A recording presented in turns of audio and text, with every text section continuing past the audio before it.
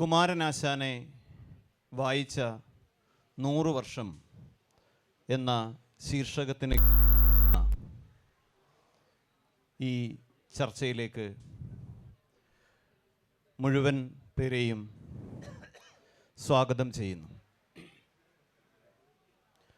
മലയാള കവിത 19-ാം നൂറ്റാണ്ടിൽ നിന്ന് 20-ാം നൂറ്റാണ്ടിലേക്ക് ഒട്ടേറെ ഗുണപരമായ പരിവർത്തനങ്ങളാൽ തുടർന്നതായിരുന്നു എന്ന് നമുക്കറിയാം. നവോത്ഥാന മുന്നേറ്റങ്ങൾ, സമുദായ പരിഷ്കരണങ്ങൾ, ആധുനികമായ പുതിയ ലോകബോധം, ഇതൊക്കെ ചേർന്ന് നിർമ്മിച്ച ഒരു പുതിയ കാവ്യ പരിസരം. ഈ ആധുനിക ഘട്ടത്തിൽ മലയാള കവിതയെ ഭാവഗൗരവത്തിലേക്കും മലയാള കാവ്യബോധത്തെയും ജീവിതബോധത്തെയും ഈ രീതിയിൽ സ്വാധീനിച്ച മറ്റൊരാളില്ല എന്ന് പറയേണ്ടി വരും. നിരൂപകരുടെ അധിക ശ്രദ്ധ കിട്ടിയ എഴുത്തുകാരൻ കൂടിയായിരുന്നു ആശാൻ. എങ്കിലും ഇവിടെ ഈ ശീർഷകത്തിൽ 100 വർഷം ആശാനെ വായിക്കുമ്പോൾ എന്നതെടുക്കുമ്പോൾ നമുക്കറിയാം, പുതിയ നിരൂപകർ പോലും ആശാനിലേക്ക് ഉത്ഖനനത്തിനായി പുറപ്പെട്ടാൽ വെറും കൈയോടെ മടങ്ങേണ്ടി വരില്ല എന്ന് നമുക്കറിയാം. അവർക്കു കൂടി എന്തെങ്കിലും പുതുതായി കിട്ടാൻ പാകത്തിലുള്ള ഖനിജങ്ങൾ അതിലുള്ളടങ്ങിയിരിക്കുന്നു എന്ന് നമുക്ക് മനസ്സിലാകും. കുമാരനാശാൻ, ഞാൻ തുടക്കത്തിൽ പറഞ്ഞതുപോലെ, ആ ആധുനികത ഉണ്ടാക്കിയ പുതിയ പരിസരമുണ്ട്, പുതിയ ദേശീയ ബോധം, കൊളോണിയൽ മോഡേണിറ്റി, കീഴാള മുന്നേറ്റം, സ്ത്രീ മുന്നേറ്റം, ഇതൊക്കെ കൂടി നിർമ്മിച്ച ഒരു പരിസരമുണ്ട്. ആശാൻ തന്നെ വ്യക്തിപരമായിട്ട് ആശാൻ്റെ ജീവിതവും കൂടി ഇതിനൊരു കാരണമാണ്. പൽപ്പുവുമായിട്ടുള്ള ബന്ധം, ഗുരുവുമായിട്ടുള്ള ബന്ധം, ആശാന് കിട്ടിയ വിദ്യാഭ്യാസം, ഇംഗ്ലീഷ് വിദ്യാഭ്യാസം, പിന്നീടുള്ള സംഘടനാ പ്രവർത്തനങ്ങൾ, ഇതെല്ലാം ആശാൻ തുടക്കത്തിൽ സ്തോത്ര കൃതികളും മറ്റു മതപരമായ ഒരു ഉള്ളടക്കത്തെ കേന്ദ്രീകരിച്ചെഴുതിയതിൽ നിന്ന് പിന്നീടൊരു മതേതരമായ ഉള്ളടക്കത്തിലേക്കും ഒരു സാഹിതീയമായ ഉന്നതിയിലേക്കും ആ കൃതികളെയൊക്കെ വളർത്തുകയുണ്ടായി. പിന്നീടുള്ള എഴുത്തുകളൊക്കെ പിന്നീട് ഖണ്ഡകാവ്യങ്ങളായും വിവർത്തനങ്ങളായും അനേക കവിതകളുമെല്ലാം, നോവൽ വിവർത്തനം പോലും അദ്ദേഹം ബംഗാളിൽ നിന്ന് ഒരു നോവൽ വിവർത്തനം ചെയ്തിട്ടുണ്ട്. അങ്ങനെ പല ലോകങ്ങളിൽ നിന്നുകൊണ്ട് അന്നത്തെ കേരളീയ സമൂഹത്തെ അഭിസംബോധന ചെയ്ത ഒരാൾ. ഇങ്ങേയറ്റത്ത് നിന്ന് നാം കുമാരനാശാനിലേക്ക് നോക്കുമ്പോൾ ഈ വിപുലമായ ഒരു ലോകബോധത്തെ കാവ്യമൊഴികളാക്കി മാറ്റിയ ആ മാറ്റം തീർച്ചയായും ഇന്നും നാം കുമാരനാശാൻ ഉയർത്തിയ ആ വിവേകത്തിലേക്ക് നാം മലയാളി എന്ന സമൂഹം എത്രത്തോളം ഉണർന്നു കഴിഞ്ഞിട്ടുണ്ട് എന്ന കാര്യത്തിൽ നാം ആശങ്കപ്പെടുമ്പോഴാണ് കുമാരനാശാൻ കൊണ്ടുവന്ന ആ ആധുനിക അവബോധവും കാവ്യ അവബോധവും ഏറ്റവും ആധുനികമായിരുന്നു എന്ന് നാം തിരിച്ചറിയുന്നത്. തീർച്ചയായും നമ്മുടെ കൂടെ ഇരിക്കുന്നത് കുമാരനാശാനെ വായിച്ച അല്ലെങ്കിൽ വായിച്ചുകൊണ്ടേയിരിക്കുന്ന പല എഴുത്തുകളായി പ്രസംഗങ്ങളായും ഒക്കെ നാം അനുഭവിച്ചു കൊണ്ടിരിക്കുന്ന 3 ആളുകളാണ്. കുമാരനാശാനിലേക്ക് ആ 100 വർഷത്തിൽ നിന്ന് തിരിഞ്ഞു നോക്കുമ്പോൾ എങ്ങനെയൊക്കെയാണ് ആശാൻ കൊണ്ടുവന്ന ആ ഭാവുകത്വം, പുതിയ ഭാവുകത്വം, ആ ആധുനികതാ ബോധം, ഇതിലേക്കൊക്കെ നോക്കിക്കൊണ്ട് ശ്രീ പി.കെ. രാജശേഖരൻ ഈ സംഭാഷണത്തിന് തുടക്കം കുറിക്കും. അദ്ദേഹത്തെ ക്ഷണിക്കുന്നു.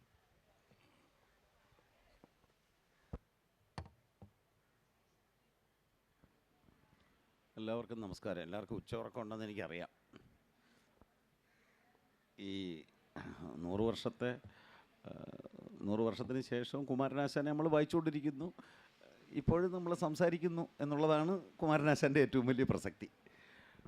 ഒന്നാമത്, കവിത എഴുതാൻ ആഗ്രഹിക്കുന്നവരും കവിത എഴുതാൻ ശ്രമിച്ചുകൊണ്ടിരിക്കുന്നവരും എഴുതിക്കൊണ്ടിരിക്കുന്നവരും ഒന്ന് നന്നാവാൻ നല്ലതാണ് കുമാരനാശാനെ വായിക്കുന്നത്, അല്ലേ? അങ്ങനല്ലേ? അതാണ് കുമാരനാശാനെ കുറിച്ച് എനിക്ക് ആദ്യമായി പറയാനുള്ളത്. പിന്നെ കുമാരനാശാനെ ആത്മാർത്ഥമായിട്ട് വായിച്ചു കഴിഞ്ഞാൽ നമുക്ക് കവിത എഴുത്ത് നിർത്താനും തോന്നും. ഇതുപോലെ എഴുതിയിട്ട കാര്യമുള്ളൂ എന്ന് മനസ്സിലാവുകയും ചെയ്യും. ഇങ്ങനെ കുമാരനാശാൻ ഒരു ചികിത്സകനോ ഔഷധമോ ആണ് മലയാളിയെ സംബന്ധിച്ചെന്നാണ് ഞാൻ വിചാരിക്കുന്നത്. നമ്മുടെ പല അസുഖങ്ങളും മാറാൻ നല്ല ഒരു കാവ്യൌഷധം ആണ് കുമാരനാശാൻ. ആശാൻ എന്താണ് ചെയ്തതെന്ന് ചോദിച്ചാൽ, സത്യത്തിൽ കുമാരനാശാൻ എന്ന് പറഞ്ഞ യഥാർത്ഥ കവിക്ക് 17 കൊല്ലത്തെ ആയുസ്സേ ഉണ്ടായിരുന്നുള്ളൂ. നമ്മൾ പലപ്പോഴും അറിയാതെ പോകുന്ന, ശ്രദ്ധിക്കാതെ പോകുന്ന ചില മാത്തമെറ്റിക്സാണ്.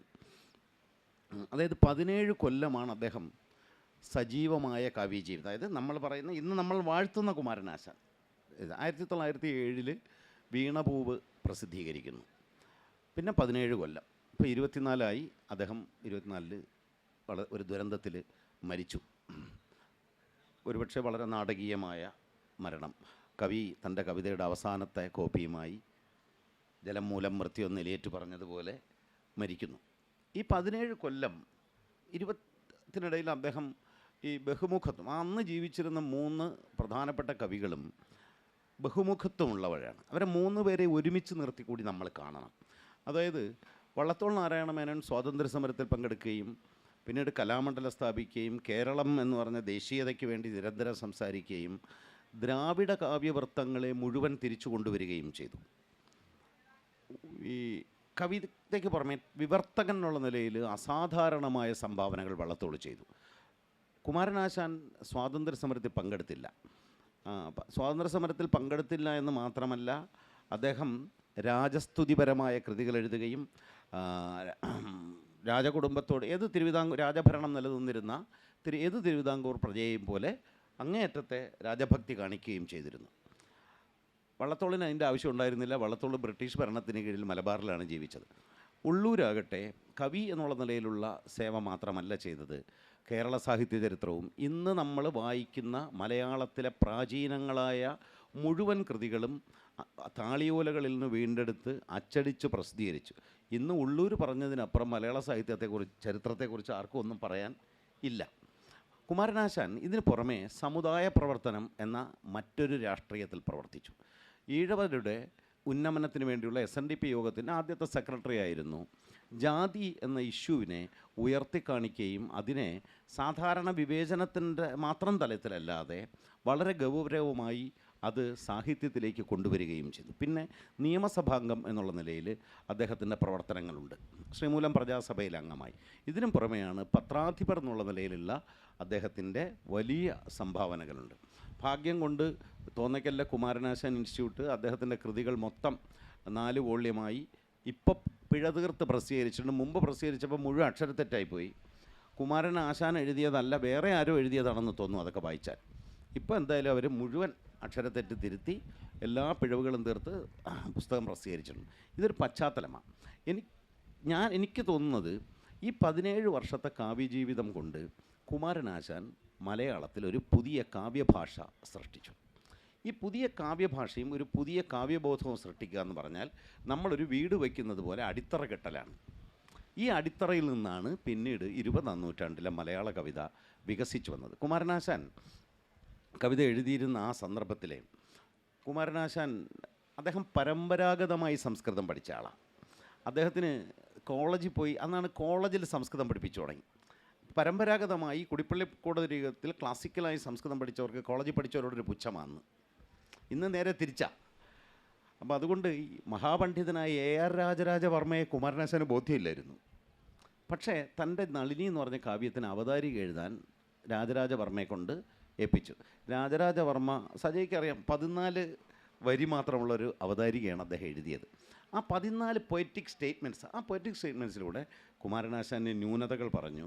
എന്നാൽ അതിനകത്ത് പറഞ്ഞ പ്രധാനപ്പെട്ട കാര്യം ഇത് പുതിയ കവിതയുടെ മാർഗം ആണ് എന്ന് അദ്ദേഹം പറഞ്ഞു. ഒരു സംഭവം കൂടി ഞാൻ പറയാം. 1907 തിരുവനന്തപുരത്ത് കൈതമുക്കെന്ന് പറഞ്ഞ സ്ഥലത്താണ് ആശാൻ വാടകയ്ക്ക് താമസിച്ചിരുന്നത്. ആ സമയത്ത് വൈകുന്നേരം നടക്കാൻ ഇറങ്ങും അന്നത്തെ പ്രധാനപ്പെട്ട കവികളിൽ ഒരാളായ CS സുബ്രഹ്മണ്യൻ പോറ്റി അങ്ങനെ നടക്കാൻ ഇറങ്ങും. പോണ വഴിക്ക് ആശാൻ്റെ വീട്ടിൽ കയറും. പോറ്റി ബ്രാഹ്മണനാണ്, ആശാൻ ഈഴവനുമാണ്. ഇന്നത്തെ പോലെ മനുഷ്യർ ഈഴവരും നായരും നമ്പൂതിരിയുമായി സ്വയം തിരിച്ചറിച്ച് കഴിഞ്ഞിരുന്നില്ല അന്ന്. ജാതീയ സമുദായ സംഘടനകൾ സമരങ്ങളും ഉള്ളെങ്കിലും.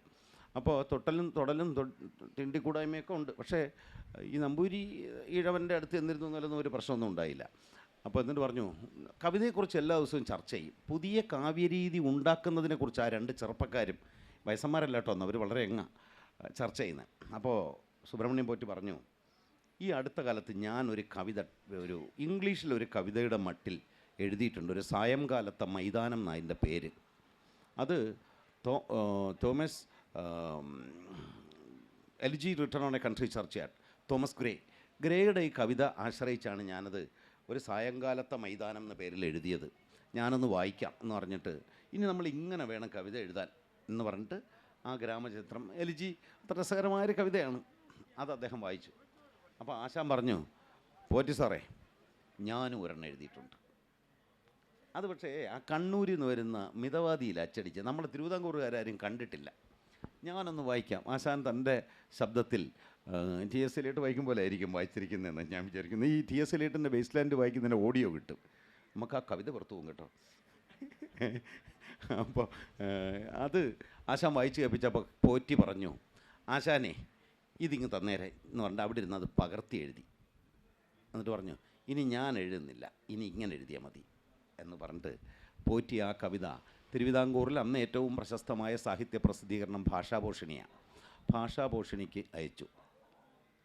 ഭാഷാഭൂഷണി അതൊരു അടിക്കുറിപ്പോടുകൂടി പ്രസിദ്ധീകരിച്ചു. കുമാരനാശാൻ എന്ന് പറഞ്ഞ N. കുമാരൻ എന്ന് പറഞ്ഞ കവി എഴുതിയത് മിതവാദി പ്രസിദ്ധീകരിച്ച കവിത ഇങ്ങനെ ഞങ്ങൾ പുനഃപ്രസിദ്ധീകരിക്കുകയാണ്. ആ ഒരൊറ്റ പ്രസിദ്ധീകരണം മലയാള കവിതയുടെ ജാതകം മാറ്റിക്കുറിച്ചു. വീണ് കിടക്കുന്ന ഒരു പൂവ് രാജകുമാരന്മാരോ രാജകുമാരിമാരോ അല്ലാതെ കവിതയ്ക്ക് വിഷയമാകാമെന്നും അത് ഒരു പുതിയ ഭാവലോകം തുറക്കുമെന്നും പുതിയ കാവ്യരീതി ഉണ്ടായി. മാത്രമല്ല വിഷ്വൽ എന്ന് പറഞ്ഞ സങ്കല്പം വന്നു. ആ വർഷത്തിൻ്റെ ഒരു പ്രത്യേകത, മലയാളത്തിൽ സിനിമാ പ്രദർശനങ്ങൾ ആരംഭിച്ച് ഒരു 3 കൊല്ലമായിട്ടുണ്ട്.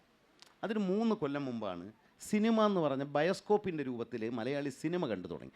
ചിത്രങ്ങൾക്ക് ചലിക്കാനാകും എന്ന് പറഞ്ഞ പുതിയ രൂപബോധം, ദൃശ്യബോധം വന്നു. ഈ ദൃശ്യബോധം മുഴുവൻ ആശാൻ്റെ കവിതയുണ്ട്. വീണപൂ മുഴുവൻ വായിച്ചാൽ മാറി മാറി ദൃശ്യങ്ങൾ വരുന്നത് ഇങ്ങനെ കാണാൻ പറ്റും. അപ്പോൾ വിഷ്വലായ ഒരു സെൻസിബിലിറ്റി കൊണ്ടുവന്നു. കാവ്യഭാഷയിൽ പുതിയ മാറ്റം കൊണ്ടു. അന്ന് കുറേ ആളുകൾ അത് ദൂരാന്വയം, നമുക്ക് മനസ്സിലാവുന്നില്ല എന്നൊക്കെ പറഞ്ഞു. അങ്ങനെ പല പല വിഷയങ്ങളുണ്ടെങ്കിലും ഈ പുതിയ ദൃശ്യബോധവും പുതിയൊരു കാവ്യഭാഷയും സൃഷ്ടിച്ചു. ആ കാവ്യഭാഷയിലൂടെ പുതിയൊരു കാവ്യദർശനം ഇതുവരെ കണ്ടതുപോലെ അല്ലാതെ ലോകത്തെ എങ്ങനെ, നമ്മുടെ പരമ്പരാഗത പ്രമേയങ്ങളെ തന്നെ പുതിയൊരു ലോകത്തേക്ക് എങ്ങനെ പ്രക്ഷേപിക്കാം എന്ന് തെളിയിച്ച് ഒരു നൂറ്റാണ്ടിന് മുഴുവൻ വേണ്ട ഒരു അടിത്തറ ഒരുക്കുകയാണ് കുമാരനാശാൻ ചെയ്തത്. മറ്റു കാര്യങ്ങൾ നിങ്ങളൊക്കെ പറയുന്നതിൻ്റെ കൂട്ടത്തിൽ ഞാൻ കൂട്ടിച്ചേർക്ക സജയൊക്കെ കുമാരനാശാൻ കേട്ടാൽ ആവേശഭരിതനാവുന്ന ആളാണ്. അതുകൊണ്ട് ഞാൻ ഇനി അധിക പ്രസംഗമൊന്നും നടത്തുന്നില്ല. PK പറഞ്ഞ ആ കുമാരനാശാൻ ചൊല്ലി എന്ന് പറയുന്ന കാവ്യകല കുമാരനാശാനിലൂടെ എന്ന PK ബാലകൃഷ്ണൻ്റെ പുസ്തകത്തിൽ ഒരു കാര്യം പറയുന്നുണ്ട്. കുമാരനാശാൻ കവിത എന്നാൽ, അതായത് പദരചന ഘടന, അതൊരു ശ്രവ്യസുഖമായിരിക്കണം കവിത എന്ന് ആശാൻ വിചാരിക്കാറും ഏത് തിരക്കിലും ആശാൻ ആർക്കെങ്കിലും കവിത ചൊല്ലിക്കൊടുക്കാൻ ആശാന് ഭയങ്കര ഇഷ്ടമായിരുന്നു. അതിലെ ഒന്നാണ് ഇവിടെ അല്ലെങ്കിൽ ആ സന്ദർഭം ഉദാഹരിച്ചത്. അപ്പോൾ ഒരു പരമ സുഭഗമായി, അല്ലെങ്കിൽ നമുക്കത് ആ കേൾവിയിൽ തന്നെ ആ ആനന്ദമുണ്ടാക്കുന്ന, അതുവരെ ഉണ്ടായിരുന്ന ഒരു വെൺമണി കവിതകളുടെയും കേരളവർമ്മ കവിതകളുടെയും ഒക്കെ ഒരു തുടർച്ചയിൽ നിന്ന്, അതിൻ്റെ ഒരു തുടർച്ച വള്ളത്തോളിലും ഉള്ളൂരിലൊക്കെ കാണാമെങ്കിലും കുമാരനാശാൻ അന്നത്തെ ആ സമകാലികതയിൽ നിന്ന് കൊണ്ടുവന്ന ഒരു പദരചന സങ്കല്പത്തിൽ എങ്ങനെയാണ്, അല്ലെങ്കിൽ ആ കാവ്യമൊഴികൾ എങ്ങനെയാണ് ഒരു നൂതനത്വം സൃഷ്ടിച്ചത് എന്ന് സജയ് മാഷ് പറയും. പ്രിയപ്പെട്ടവരെ, ഇങ്ങനെ ഈ കടലിൻ്റെ കരക്കിരുന്നുകൊണ്ട് ആശാൻ കവിത എന്ന കടലിനെ പറ്റി പറയാൻ വലിയ സുഖമുണ്ട്. ഇപ്പോൾ കാവ്യഭാഷയെപ്പറ്റിയാണ്, ആശാൻ്റെ കാവ്യഭാഷയെപ്പറ്റിയാണ് ജോബിഷിൻ്റെ ചോദ്യം എന്നതുകൊണ്ട് നേരിട്ട് അതിലേക്ക് കിടക്കാം. സമയം വളരെ കുറച്ചല്ലേ ഉള്ളൂ. കാലം കുറഞ്ഞ ദിനമെങ്കിലും അർത്ഥദീർഘം എന്നതുപോലെ പൂവിൻ്റെ ആയുസേ ഉള്ളൂ മനുഷ്യനാകെ കൂടി. അതിൽ വളരെ കുറഞ്ഞ സമയമാണ് ഇപ്പോൾ നമ്മൾ ഇവിടെ കൂടിയിരിക്കുന്നത്. ആശാൻ്റെ കാവ്യഭാഷ അതുവരെ ഉണ്ടായിരുന്ന അലസ കാവ്യഭാഷയെ വളരെ നേർമയേറിയ, മിനുസമുള്ള, അത്തരം ഭാവങ്ങളെ ആവിഷ്കരിക്കാൻ മാത്രം പര്യാപ്തമായ പട്ടുനൂല് പോലുള്ള, മസ്ലിൻ പോലുള്ള ഒരു മലയാള കാവ്യഭാഷയെ, മണിപ്രവാള കാവ്യഭാഷയെ സംഘർഷത്തിൻ്റെയും സങ്കീർണതയുടെയും രൂപജടിലതയിലേക്ക് ഉയർത്തി എന്നതാണ് ഒരു പക്ഷേ വീണപൂ തൊട്ടിങ്ങോട്ട് വന്ന മലയാള കാവ്യഭാഷയിൽ ആശാൻ കൊണ്ടുവന്ന ഏറ്റവും വലിയ മാറ്റം. ഇപ്പോൾ വീണപൂവിലെ ആദ്യ ശ്ലോകം തന്നെ നോക്കുക. മറിച്ചൊരു വെൺമണി ശ്ലോകം നിങ്ങൾക്കത് ഓർമ്മയുണ്ടെങ്കിൽ, അതിൽ താല്പര്യമുണ്ടെങ്കിൽ, എനിക്കതൊന്നും അറിയില്ല കാര്യമായിട്ട്, വെൺമണി ശ്ലോകങ്ങളൊന്നും അറിയില്ല. അങ്കത്തടത്തിലിരുത്തി കൊങ്കത്തടത്തിൽ എൻ്റെ കര പങ്കേരുഹം കൊണ്ട് തടവി എന്നൊക്കെ പറയുന്ന പോലെയുള്ള കവിതയ്ക്കാണ് നമ്മൾ ഇങ്ക കൊണ്ടുള്ള ഒരു പ്രാസബഹുലതയാണ്, പ്രാസബഹളമാണ്. രേമൻ തമ്പിയുടേതാണ് ഞാനിപ്പോൾ പറഞ്ഞ ശ്ലോകം. ഒരുപക്ഷെ ആശാൻ്റെ 19-ാം നൂറ്റാണ്ടിൽ എഴുതപ്പെട്ട, ആശാൻ കുട്ടിയായിരുന്നപ്പോൾ എഴുതപ്പെട്ട ഒരു ശൃംഗാര ശ്ലോകത്തിലേതാണ് ആ വരികൾ. അപ്പോൾ കൊങ്ക എന്ന വാക്കൊക്കെ വലിയ ഇഷ്ടമായിരുന്നു അന്നത്തെ കവികൾക്ക്. ഈയിടെ ഞാൻ വായിച്ച അംബികാസുധൻ മങ്ങാടിൻ്റെ ഒരു കഥയിൽ പറയുന്നുണ്ട്, ഒരു മലയാള അധ്യാപിക ഒരു ഗവേഷണ വിഷയം തിരഞ്ഞങ്ങനെ നടക്കുമ്പോൾ കൃഷ്ണഗാഥയുടെ ഒരു പേജ് തുറന്നിരിക്കുന്നു. ആ പേജിൽ തന്നെ 49 കൊങ്കകൾ. അത് തന്നെ ആവട്ടെ വിഷയം, കൃഷ്ണഗാഥയിലെ കൊങ്കകൾ എന്ന വിഷയത്തിൽ അവർ ഗവേഷണം നടത്തി PhD നേടിയെന്ന ആ കഥ. ഓട്ടെ, ഇത്തരത്തിലുള്ള കൊങ്കകളെ വർണ്ണിക്കാൻ വേണ്ടി മാത്രം ഉപയുക്തമായിരുന്ന ഒരു കാവ്യഭാഷയെ ആന്തരിക ഗൗരവം തികഞ്ഞ ഒരുതരം സാഗരോർജമുള്ള സംഘർഷങ്ങളുടെ ഭാഷയാക്കി സംഘർഷ നിബിഡമായ കാവ്യഭാഷയുടെ പദവിയിലേക്ക് ഉയർത്തിയ ആശാൻ എന്നതാണ് വീണപൂവ് തൊട്ടുള്ള ആശാൻ്റെ കവിജീവിതത്തിൻ്റെ സാരാംശമെന്ന് ഞാൻ വിചാരിക്കുന്നു. ഇവിടെ ഇരുന്നുകൊണ്ട് ഞാൻ ഈ കടലിലേക്ക് നോക്കിയപ്പോൾ ഓർമ്മ വന്നത്, വീണപൂവിനോടൊപ്പം തന്നെ അതിൻ്റെ തൊട്ടടുത്ത വർഷം പ്രസിദ്ധീകരിക്കപ്പെട്ട ഒരു സിംഹപ്രസവം എന്ന കവിതയുണ്ടല്ലോ. ഒന്നാമതായി നിങ്ങൾ ശ്രദ്ധിക്കുക, സിംഹപ്രസവമാണ്. പൂച്ചയുടെയോ മുയലിൻ്റെയോ എലിയുടെയോ പ്രസവമല്ല, അല്ലെങ്കിൽ ഏതെങ്കിലും കെട്ടിലമ്മയുടെ പ്രസവമല്ല, സിംഹപ്രസവമാണ്. സിംഹം എന്ന വാക്കിന് തിരുവിതാംകൂറിൻ്റെ സന്ദർഭത്തിൽ തിരുവിതാംകൂർ രാജാവിൻ്റെ മുദ്രയായിരുന്ന ആനയുടെ ശത്രുവാണ് സിംഹം എന്ന് കൂടി ഒരു അർത്ഥമുണ്ട്. മാത്രമല്ല ആശാൻ്റെ സമുദായം എന്ന് പറയുന്ന അങ്ങനെ ഒന്നുണ്ടെങ്കിൽ ഈഴവ സമുദായ അംഗങ്ങൾ സിലോണിൽ നിന്ന് വന്ന സിംഹളരാണ്. സിംഹളർ തീയർ എന്ന് ചേർത്ത് പ്രയോഗിച്ചിട്ടുണ്ട് ആശാൻ ഒരു കവിതയിൽ, ഒരു തീയക്കുട്ടിയുടെ വിചാരം എന്ന കവിതയിൽ. അതുകൊണ്ട് ഈ സിംഹത്തെയാണ് കൂട്ടിൽ, ജാതിയുടെ കൂട്ടിലേക്ക് പിറന്നു വീഴേണ്ട ഗതികേട് അനുഭവിക്കുന്ന സിംഹക്കുട്ടിയെയാണ്, സിംഹമാതാവിനെയാണ്, ആ സിംഹത്തെയുമാണ്, ബന്ധനസ്ഥനായ രാജാവിനെയാണ് ആശാൻ ഈ കവിതയിൽ ആവിഷ്കരിക്കുക. അതിലൊരു ശ്ലോകത്തിൽ പറയും, ഈ ഉഗ്രസ്വഭാവിയായ ഈ സിംഹത്തെ, ഈ സിംഹി എങ്ങനെ സ്നേഹവാനാക്കി മാറ്റി എന്നാണ്. അല്ലെങ്കിൽ ഈ കൂട് തകർക്കാനൊക്കെ സിംഹത്തെ കൊണ്ടാവും. ആ വന്യതയെ എങ്ങനെ ഒരു സ്നേഹമസൃണമായ പാകത്തിലേക്ക് ഈ സിംഹി എന്ന ഭാര്യ, സഹധർമ്മിണി മെരുക്കി എന്ന് പറയുന്നതിൻ്റെ ഒരു കൽപ്പനയുണ്ട്. കടലിൽ സുടമായി കടലിൽ തങ്ങിടും ആയസ ബോധശക്തിയെ, ഓക്കെ, സുടമായി കടലിൽ തങ്ങിടും ആയസബോധ ശക്തിയെ, അതിൻ്റെ അടിയിലുള്ള കാന്തഭൂമി നിയന്ത്രിക്കുന്നത് പോലെ എന്നാണ് പറയുക. കടലിൽ തങ്ങുന്ന ആയസബോധ ശക്തി, കപ്പൽ പോലെ എന്ന് പറഞ്ഞാൽ മതി, പക്ഷേ ആശാൻ അങ്ങനെ പറയില്ല. ഇരുമ്പ് കൊണ്ടുള്ള കപ്പൽ പോലെ, അതാണ് ആയസബോധം. അതിൻ്റെ ശക്തിയെ കടലിനടിയിലെ കാന്തഭൂമി പോലെ, കടലിൻ്റെ അടിയിലൊരു കാന്തഭൂമി ഉണ്ട് എന്ന് വിചാരിക്കുക, അതിലൂടെ ഇരുമ്പ് കൊണ്ടുള്ള കപ്പൽ നീങ്ങുന്നു എന്ന് വിചാരിക്കുക. ആ കപ്പലിനെ പിടിച്ചു നിർത്താൻ, സ്വന്തം വരുതിയിലാക്കാൻ, ആ ആയസ ബോധത്തെ സ്വന്തം വരുതിയിലാക്കാൻ ആ കാന്തഭൂമിക്ക്, ആ സമുദ്ര ഗർഭത്തിലുള്ള കാന്തഭൂമിക്ക്, കാന്തപർവ്വതത്തിന് സാധിക്കുമെന്നതുപോലെയാണ് സിംഹിയുടെ സ്നേഹം സിംഹത്തെ സ്നേഹവാനാക്കി മാറ്റിയത്, സൗമ്യനാക്കി മാറ്റിയത്, സൗമ്യനായ അച്ഛനും ഭർത്താവുമാക്കി മാറ്റിയത്, ഈ ബന്ധനത്തിലും സിംഹത്തിൻ്റെ ശൗര്യമടക്കിയത് എന്നാണ് ആശാൻ പറയുക. ഈ കൂട്ടിൽ കിടന്നുകൊണ്ട് സിംഹം ഗർജിക്കുന്നുണ്ട്. എങ്ങനെ? ഗജഗർഭഭേദനം. ഗജഗർഭഭേദനം ഒറ്റ വാക്കാണ്, സമസ്തപദമാണ്. പക്ഷേ ആ അർത്ഥം കിട്ടുന്നതിന് മുമ്പേ ആ ഭാവം നമുക്ക് കിട്ടിക്കഴിഞ്ഞു. ഗജഗർഭഭേദനം. നമ്മൾ ആദ്യം പറഞ്ഞ തിരുവിതാംകൂർ രാജാവിൻ്റെ ആനയുടെ ഗർഭം കലക്കാൻ പോകുന്ന ഗർജനമാണ് ഈ കൂട്ടിൽ കിടക്കുന്ന സിംഹത്തിൻ്റേത്. ഇങ്ങനെ സമസ്ത പദ രചനയിലൂടെ സങ്കീർണ ഭാവങ്ങളെ ആവിഷ്കരിക്കാൻ പര്യാപ്തമായ സമസ്ത പദ രചനയിലൂടെ സ്ത്രീക്ക് ഒരു ഉള്ളുണ്ട്, ഒരു അന്തരംഗമുണ്ട് എന്നുകൂടി മലയാളിയെ കാട്ടിത്തന്ന കവിയാണ് ആശാൻ. സ്വതവേ തന്നെ ഇത്തരം സമസ്ത പദങ്ങൾ മനോഹരമാണ് കേൾക്കാനും വായിക്കാനും ആസ്വദിക്കാനും. ഉദാഹരണമായി നീഹാര ശീകര മനോഹരം അന്ത്യഹാരം എന്നൊക്കെ വായിക്കാൻ വളരെ ശബ്ദസുഖമുണ്ട്, അർത്ഥഭംഗിയുമുണ്ട്. മറിച്ച് അത് നളിനിയെ പോലെ ഒരു നായികയിലേക്ക് വരുമ്പോൾ അന്തരുത്തട രസോർമി ദുസ്തയ എന്നൊരു പ്രയോഗമുണ്ട്. അതും കടലിൻ്റെ മുമ്പിലിരുന്ന് പറയാൻ രസമുള്ളതാണ്. അന്തരുത്തട രസോർമി ദുസ്ത. അന്തരുത്തട രസോർമി, രസത്തിൻ്റെ വികാരങ്ങളുടെ തിരകൾ ആഞ്ഞടിച്ച് കരളിൻ്റെ തീരം തകർന്നടിഞ്ഞവൾ എന്നാണ്. ഹൃദയത്തിൻ്റെ തീരങ്ങൾ വികാരത്തിൻ്റെ തിരത്തല്ലേറ്റ് തകർന്നവൾ, അന്തരുത്തട രസോർമി ദുസ്തയായി. ഇങ്ങനെ വികാരങ്ങളുടെ ഒരു സമുദ്രത്തെ വഹിക്കാനുള്ള ശേഷി തൻ്റെ നായികമാർക്കുണ്ട്. അവരുടെ ബാഹ്യാകാരത്തേക്കാൾ പ്രധാനമാണ് അവരുടെ ആന്തരിക വ്യക്തിത്വം. അത് വളരെ സങ്കീർണമാണ്. പലതിഥി ഭയ ശോക രാഗ സങ്കുല മുഴറി കമനിക്കു തൽക്ഷണം ചലഹൃദയമീയെന്നു ചിത്രമാം ജലധരകാല ദിനാന്ത ലക്ഷണം എന്നിങ്ങനെ ഒരു പ്രത്യേക സന്ദർഭത്തിൽ ജീവിത സന്ധിയിൽ ലീല, ഭയം, ശോകം, രാഗം, സംഭ്രമം എന്നിങ്ങനെ പല വികാരങ്ങളാൽ മഴക്കാലത്തെ വൈകുന്നേരത്തെ ആകാശം പോലെ അല്ലെങ്കിൽ മേഘം പോലെ അവളുടെ അന്തരംഗം കാണപ്പെട്ടു എന്നാണ് പറയുക. അന്തരംഗമാണ് കാണപ്പെടുന്നത്, അവളുടെ ബാഹ്യ ആകൃതിയല്ല.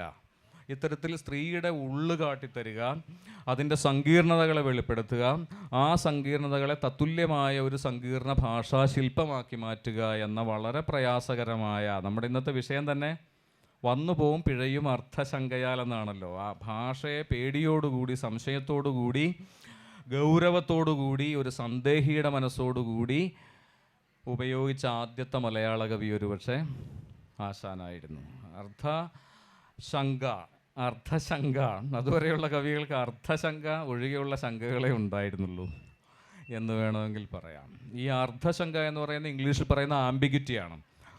സമയം പറയണേ. ആംബിഗ്വിറ്റി നിറഞ്ഞ കാവ്യഭാഷയാണ് ഒരുപക്ഷെ മലയാള കവിതയിലേക്ക് ആശാൻ കൊണ്ടുവന്ന ആ ഭാഷാനുഭവം എന്ന് പറയുന്നത്. ഉദാഹരണം ഒന്ന് പറഞ്ഞുകൊണ്ട് ഞാൻ നിർത്താം.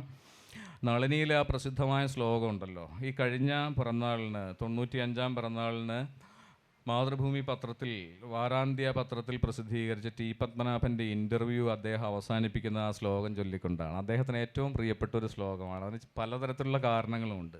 ശ്ലോകം ഇതാണ്: കാട്ടിൽ താമരപ്പൊയ്കയെ നോക്കിക്കൊണ്ട് നളിനി എന്ന താമരപ്പൊയ്ക എന്ന പേരുകാരിയായ നായിക താമരയെ സംബോധന ചെയ്തുകൊണ്ട് പാടുന്ന വരികളാണ്. സന്തതം മിഹിരണാത്മശോഭയും സ്വന്തമാം മധു കൊതിച്ച വണ്ടിനും ചന്തമാർന്നരുളി നിൽക്കുമോമലേ ഹന്ത ധന്യമിഹ നിന്റെ ജീവിതം. ധന്യത എന്താണെന്ന് പറയുകയാണ്. ഒരു താമരപ്പൂവിൻ്റെ, ഒരു സ്ത്രീയുടെ, വിടർന്ന താമരപ്പൂവിൻ്റെ ധന്യത. മുകളിൽ സൂര്യൻ, മിഹിരൻ, തൊട്ടരികിൽ കൊതിച്ച വണ്ട്, താൻ കൊതിച്ച, തന്നെ കൊതിച്ച, രണ്ടു തരത്തിലും അർത്ഥം പറയാവുന്ന. അവിടെയുണ്ട് ആംബിഗ്വിറ്റി. സ്വന്തമാം മധു കൊതിച്ച വണ്ട്. ആരാണ് കൊതിച്ചത്? വണ്ടാണോ കൊതിച്ചത്? വണ്ടിനെയാണോ കൊതിച്ചത്? അതവിടെ ഇരിക്കട്ടെ. ഇതിൻ്റെ അർത്ഥം ഇന്ന് വരെ മലയാള നിരൂപണം നിശ്ചയിച്ച് കഴിഞ്ഞിട്ടില്ല, ഫിക്സ് ചെയ്ത് കഴിഞ്ഞിട്ടില്ല. മാരാരുടെ കാലത്ത് തുടങ്ങിയ തർക്കമാണ്. മിഹിരൻ ദൈവമാണ്, വണ്ട് കാമുകനാണ്. അങ്ങനെയെങ്കിൽ ഈ ദിവാകരൻ എന്നാണല്ലോ നായകൻ്റെ പേര്, അതെങ്ങനെ ദൈവമാകും? ദിവാകരനല്ലേ സൂര്യൻ? അപ്പോൾ ആരാണ് വണ്ട്? ഇനി അത് നളിനിയെ സംബന്ധിച്ച് ആ സന്ദർഭത്തിൽ നിന്ന് പുറത്തു കടന്നാൽ ഭർത്താവും അതേസമയം കാമുകനുമുള്ള രണ്ടുപേരെയും ഒരുപോലെ പ്രണയിക്കുകയും തൃപ്തിപ്പെടുത്തുകയും ചെയ്യുന്ന ഒരുവളെക്കുറിച്ചാണ് ആ ശ്ലോകമെന്ന് പറഞ്ഞാൽ തെറ്റില്ല. പപ്പേട്ടൻ ഇത് വായിക്കുമ്പോഴും ചൊല്ലുമ്പോഴും പപ്പേട്ടൻ്റെ ഉള്ളിൽ ഗൗരിയുണ്ട്, മരയുണ്ട്. അതെല്ലാം ഓർത്തിട്ടാണ് പപ്പേട്ടൻ സന്തതം മിഹിരനാത്മശോഭയും സ്വന്തമാ മധു കൊതിച്ച വണ്ടിനും ചന്തമാർന്നരുളി നിൽക്കുമോമലേ ഹന്തധന്യമിക നിന്റെ ജീവിതം എന്ന് ചൊല്ലുക.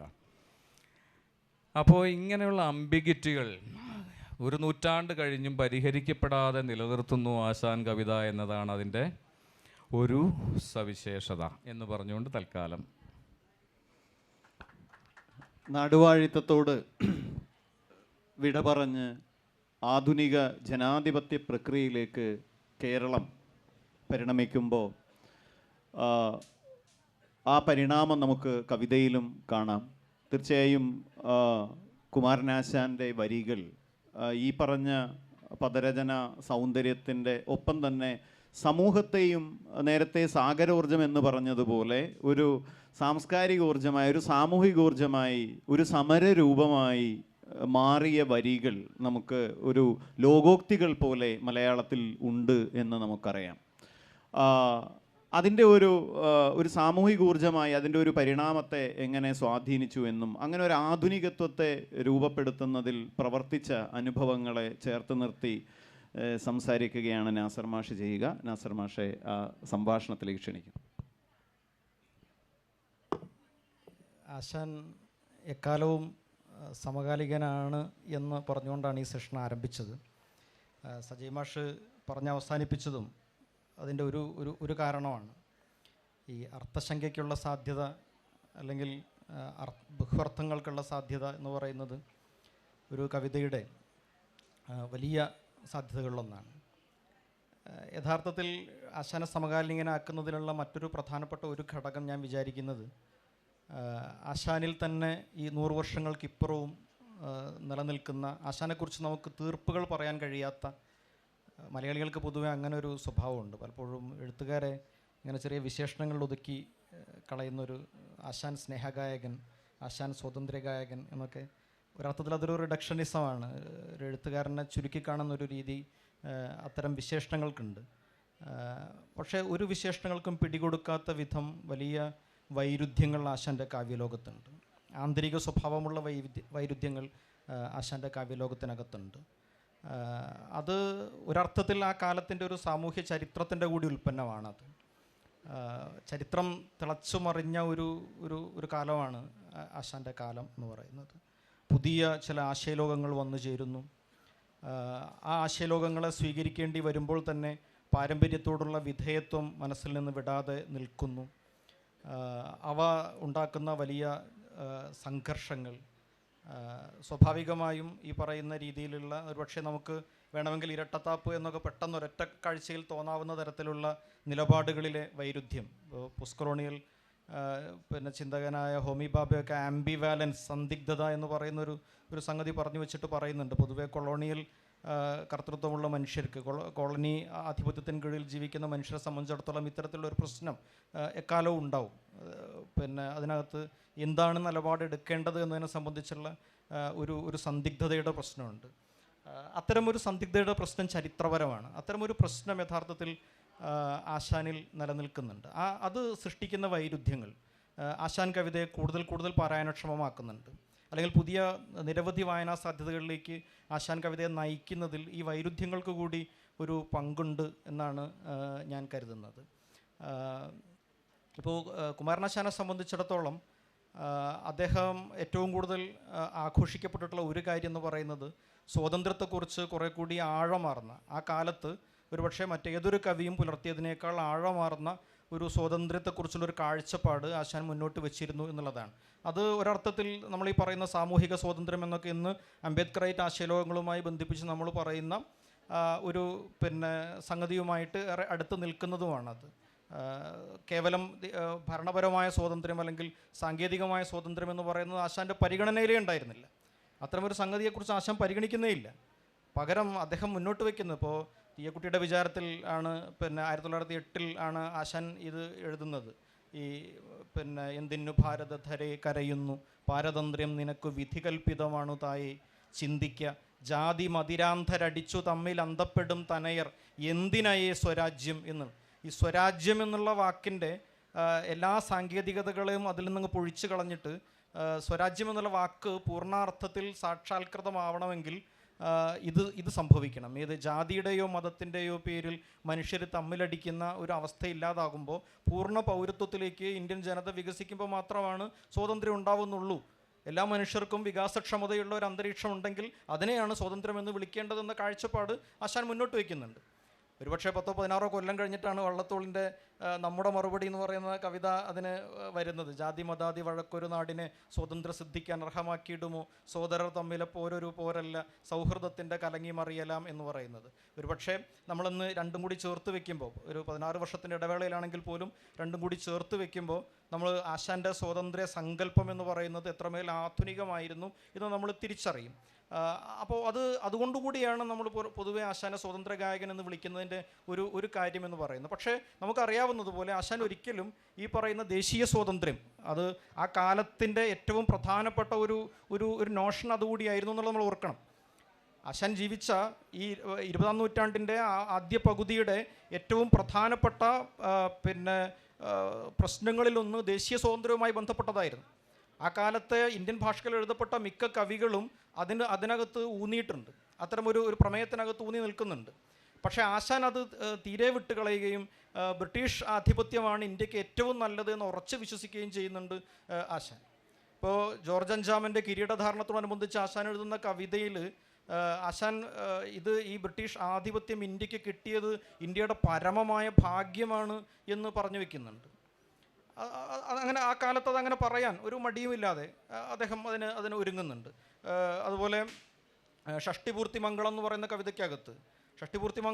കവിതയ്ക്കകത്ത് ഈ തിരുവിതാംകൂറിൻ്റെ ആ കാലം വരെയുള്ള തിരുവിതാംകൂറിൻ്റെ നിലനിൽപ്പ് ശത്രു രാജ്യങ്ങളോട് എതിരിട്ടുകൊണ്ടാണ്. മുഗലന്മാരോട് എതിരിട്ടിട്ടുണ്ട്, മൈസൂർ പടയോട് എതിരിട്ടിട്ടുണ്ട്, പറങ്കികളോട് എതിരിട്ടിട്ടുണ്ട്. അവരെയൊക്കെ വീരവനിതയായ തിരുവിതാംകൂർ അകറ്റി നിർത്തി. എന്നിട്ട് ബ്രിട്ടീഷ് സാമ്രാജ്യത്തെ, ആംഗല സാമ്രാജ്യത്തെ തിരുവിതാംകൂർ മനസ്സാ വരിച്ചു എന്ന് ആശാൻ എഴുതി വയ്ക്കുന്നുണ്ട്. സത്തിനോട് സത്ത് ചേരുന്നു, അങ്ങനെ ഒരു പ്രയോഗമുണ്ട് അതിന്. അദ്ദേഹം കൊടുക്കുന്നൊരു വിശേഷണം അതാണ്. സത്തിനോട് സത്ത് ചേരുന്ന അനുഭവം പോലെയാണ് തിരുവിതാംകൂറും ബ്രിട്ടീഷ് ഭരണവും തമ്മിൽ ചേർന്നത് എന്ന് പറയുന്ന മട്ടിൽ. യഥാർത്ഥത്തിൽ ഇതിൻ്റെ ഒരു പ്രശ്നം ചരിത്രപരമായി ഇത് ശരിയല്ല എന്നുള്ളത് നമുക്കറിയാം. കാരണം അത്തരത്തിൽ അതൊരു നിരുപാധികമായ ചേരലായിരുന്നില്ല, മറിച്ച് അതിനകത്ത് ഒരു കീഴടങ്ങലിൻ്റെ ചരിത്രം ഉണ്ട് എന്നുള്ളത് നമുക്കറിയാം. പക്ഷേ എങ്കിൽ പോലും ആശാൻ അതിനെ അങ്ങനെയാണ് കാണുന്നത്. അതിന് പ്രധാനപ്പെട്ട ഒരു കാരണം എന്ന് പറയുന്നത്, യഥാർത്ഥത്തിൽ ബ്രിട്ടീഷ് ആധിപത്യം എന്ന് പറയുന്നത് ആശാനെ സംബന്ധിച്ചിടത്തോളം ഈ പറയുന്ന സാങ്കേതികമായ ഭരണപരമായ ഒരു അടിമത്തമല്ല ആശാന്, മറിച്ച് അത് വിമോചന സ്വഭാവമുള്ള ഒരു വലിയ ആശയലോകമാണ് ആശാനെ സംബന്ധിച്ചിടത്തോളം ആശാൻ്റെ മുന്നിൽ ബ്രിട്ടീഷ് അധീശത്വം എന്ന് പറയുന്നത്. അതുകൊണ്ട് ഈ ബ്രാഹ്മിനിക്കലായിട്ടുള്ള ഇന്ത്യൻ രാജവംശങ്ങളുടെയോ അല്ലെങ്കിൽ ഇന്ത്യൻ ഭരണാധികാരികളുടെയോ ഭരണത്തേക്കാൾ ആശാൻ കാക്ഷിക്കുന്നത് ബ്രിട്ടീഷ് അധീനതയിലുള്ള അല്ലെങ്കിൽ ബ്രിട്ടീഷ് മേൽനോട്ടമുള്ള, ബ്രിട്ടീഷിൻ്റെ ഒരു സൂപ്പർവിഷനുള്ള ഇന്ത്യൻ ഭരണം സാധ്യമാകുമോ എന്നുള്ള പോലും ആശാൻ്റെ ആലോചനകളിലുണ്ട് എന്ന് എനിക്ക് തോന്നുന്നു. ഇപ്പോൾ തിരുവിതാംകൂർ മഹാരാജാവിനോടുള്ള അല്ലെങ്കിൽ തിരുവിതാംകൂർ രാജവംശത്തോടുള്ള വലിയ കൂറ് ആശാൻ എപ്പോഴും എല്ലാ കാലത്തും ആശാൻ പ്രകടിപ്പിച്ചിട്ടുണ്ട്. അത് പിന്നെ ഒരിക്കലും അതിന് പിന്നെ ആശാൻ മറികടക്കുന്നില്ല. ഇപ്പോൾ ഒരു അനുമോദനം എന്ന് പറയുന്ന ആശാൻ്റെ കവിത, അത് ഡോക്ടർ പൽപ്പുവിൻ്റെ ജ്യേഷ്ഠനായിരുന്ന പി വേലായുധൻ, തിരുവിതാംകൂറിലെ ആദ്യത്തെ BA പിന്നെ ബിരുദം നേടിയ ഈഴവ സമുദായത്തിൽപ്പെട്ട ആളാണ് പി വേലായുധന് ജോലി കിട്ടാതെ അദ്ദേഹത്തിന് പുറത്ത് പോവേണ്ടി വന്നു, പലപ്പോഴും പോവേണ്ടി വന്നതുപോലെ തന്നെ പോവേണ്ടി വന്നു. ആ അനുമോദനം എന്ന് പറയുന്ന ആ കവിതയ്ക്കകത്ത് ആശാനത് സൂചിപ്പിക്കുന്നത് പിന്നെ ഗുണതുല്യ വൃത്തി കിട്ടാഞ്ഞ് എന്നാണ് പറയുന്നത്. എന്നുവെച്ചാൽ കൊടുക്കാഞ്ഞ് എന്നല്ല, തിരുവിതാംകൂർ രാജവംശത്തിൻ്റെ എല്ലാ പാപഭാരവും അദ്ദേഹം മാറ്റി നിർത്തിയിട്ട് പകരം ഇതിന് കിട്ടാത്തതുകൊണ്ട് ഇദ്ദേഹം നിജരാജ്യം വെടിഞ്ഞു എന്ന് പറഞ്ഞ് വെക്കുകയാണ് ചെയ്യുന്നത്. എന്നുവെച്ചാൽ ഒരു തരത്തിലും ഒരു പ്രതിസ്ഥാനത്ത് തിരുവിതാംകൂർ ഭരണകൂടം വരുന്നത് ആശാൻ ഇഷ്ടപ്പെട്ടിരുന്നില്ല. ഇപ്പോൾ സിംഹപ്രസവത്തെക്കുറിച്ച് മാഷ് പറഞ്ഞു. സിംഹപ്രസവത്തിനകത്ത് പിന്നെ ഒരുപക്ഷെ ആവശ്യമില്ലാത്തൊരു ആവശ്യമില്ലാത്തതെന്ന് എനിക്ക് തോന്നുന്നത് കേട്ടോ, ഒരു വരി കിടക്കുന്നത് ഈ പിന്നെ കുട്ടികളോട് പിന്നെ കവി ഉപദേശിക്കുന്ന ഒരു ഉപദേശമുണ്ട്. ഈ കൂട് നിങ്ങൾ വിചാരിക്കുന്നത് പോലെ കാടിനേക്കാൾ കാടിനത്ര മോശമായിട്ടുള്ളൊരു സംഗതി അല്ല. ഈ കൂട് നല്ല കൂടാണ്. കാരണം തിരുവിതാംകൂർ രാജാവിൻ്റെ കൂട്ടിനകത്ത് കിടക്കാനുള്ള യോഗം കിട്ടിയത് പോലും നിങ്ങളുടെ പരമഭാഗ്യമാണ് എന്ന് ആശാൻ കവിതയ്ക്കകത്ത് പറഞ്ഞു വയ്ക്കുന്നുണ്ട്. നമ്മുടെ ദുരവസ്ഥയ്ക്കകത്തും കാരണം കേട്ടോ ഈ തടവറയോടുള്ള ആശാൻ്റെ ഒരു സംഗതി. പിന്നെ നമ്മുടെ സാവിത്രി സംസാരിക്കുന്ന മുഴുവൻ ഒരു മൈനയോടാണ്. അപ്പോൾ മൈനയെ തുറന്നു വിടണമെന്നുള്ള ആലോചിക്കുന്ന ഒരു സമയത്ത് വേണ്ട, ഈ കാട്ടിൽ പോകുന്നതിനേക്കാൾ പറന്നു കിടക്കാന്നുള്ള ഒറ്റ മെച്ചേ ഉള്ളൂ, അതിനേക്കാളൊക്കെ എത്രയോ മനോഹരമാണ് ഈ കൂട് നാശം പറഞ്ഞു വയ്ക്കുന്നുണ്ട്. അപ്പോൾ ഈ യഥാർത്ഥത്തിൽ ആശാൻ്റെ സ്വാതന്ത്ര്യ സങ്കല്പത്തോടുള്ള വളരെ കൃത്യമായൊരു കാഴ്ചപ്പാട് ഇതിനകത്തുണ്ട്. അത് ഒന്ന് ഇതാണ്, ഈ പിന്നെ തിരുവിതാംകൂർ ഭരണത്തോട് ഏറ്റുമുട്ടാൻ ആശാൻ ഒരിക്കലും തയ്യാറായിരുന്നില്ല. കാരണം വ്യാവസായിക ആധുനികതയെ സ്വപ്നം കാണുന്ന SNDP യോഗത്തിൻ്റെ ജനറൽ സെക്രട്ടറി ആയ ആശാൻ അത്തരത്തിൽ ഭരണകൂടവുമായൊരു ഏറ്റുമുട്ടൽ ആഗ്രഹിച്ചിരുന്നേയില്ല. ഭരണകൂടത്തിനകത്ത് ബ്രിട്ടീഷ് ഭരണത്തിൻ്റെ വിമോചനാശയങ്ങൾ നിലനിൽക്കുന്ന ഒരു ഭരണകൂടാന്തരീക്ഷത്തിൽ ഞങ്ങൾക്ക് സാമുദായികമായ സ്വാതന്ത്ര്യം ലഭ്യമാകണം എന്നുള്ളതായിരുന്നു ആശാൻ്റെ ആവശ്യം. അതാണ് സ്വാതന്ത്ര്യം.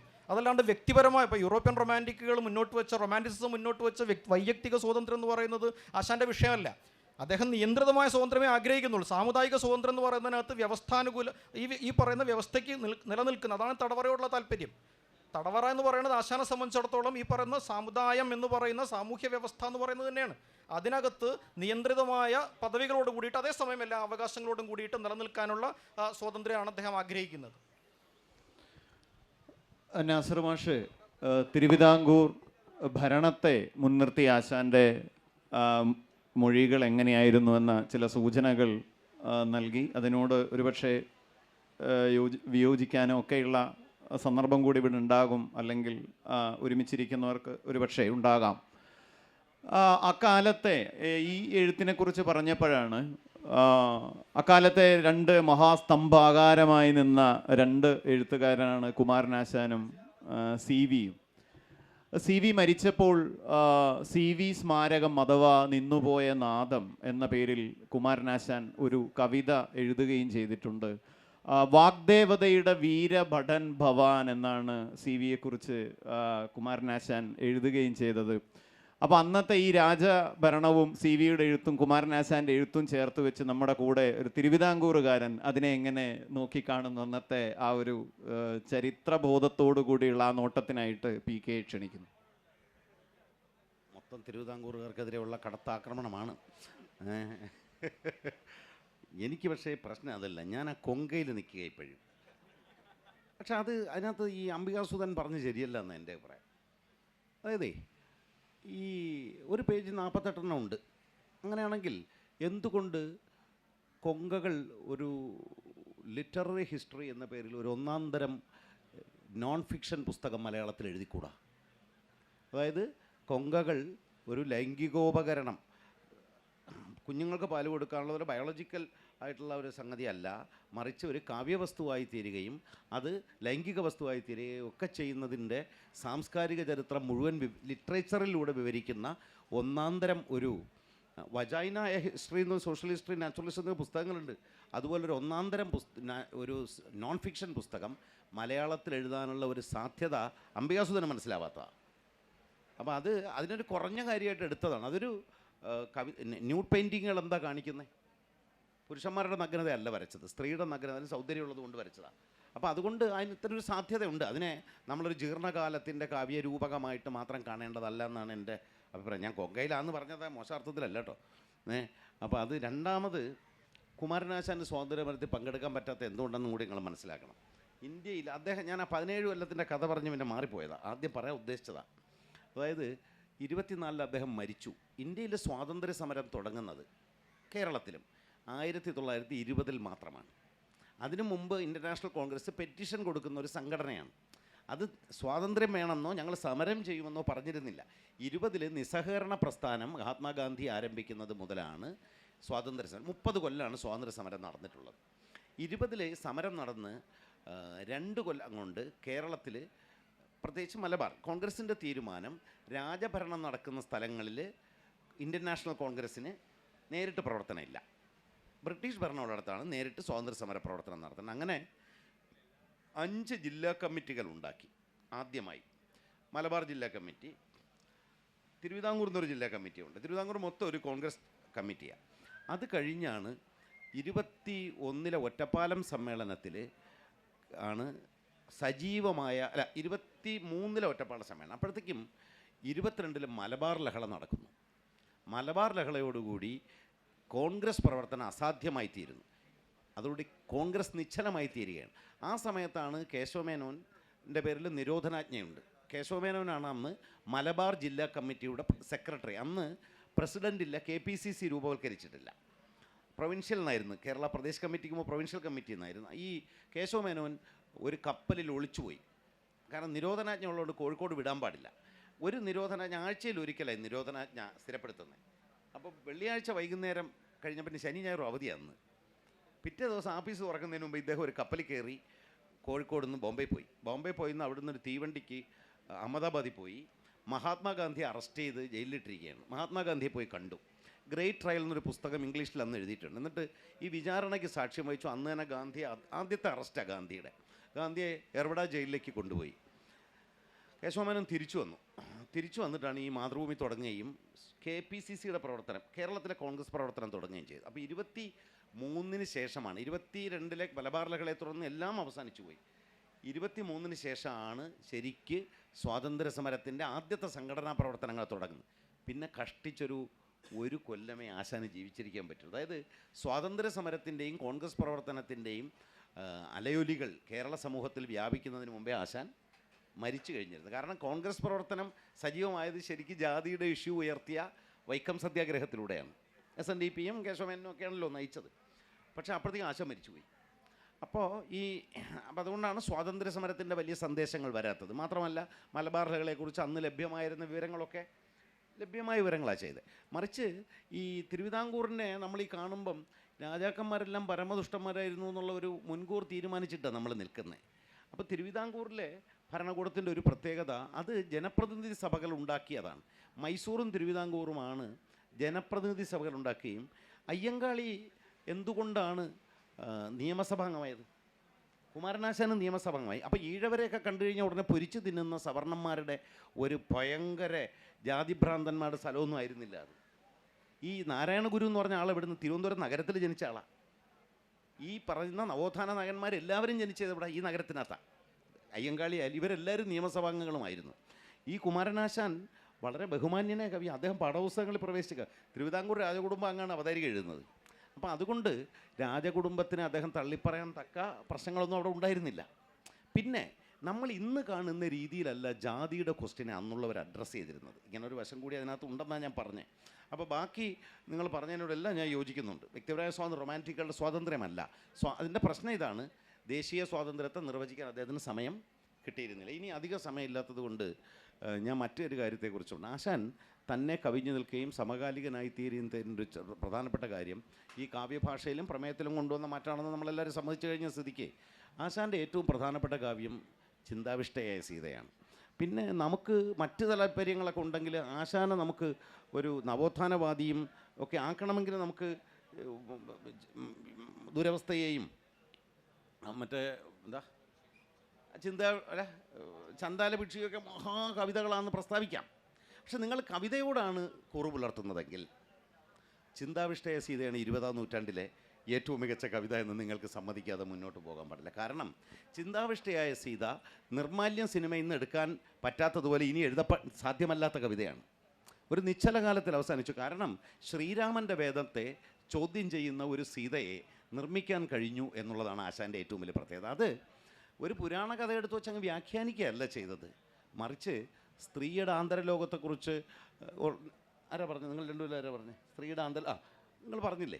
ഈ ആന്തരലോകത്തെക്കുറിച്ചുള്ള ചിന്ത മാത്രമല്ല, ആശാൻ അതൊരു സ്ത്രീവാദ ചിന്തയൊക്കെ കേരളത്തിൽ തുടങ്ങിക്കളയാതൊന്നും ഉദ്ദേശിച്ചല്ല തുടങ്ങിയത്.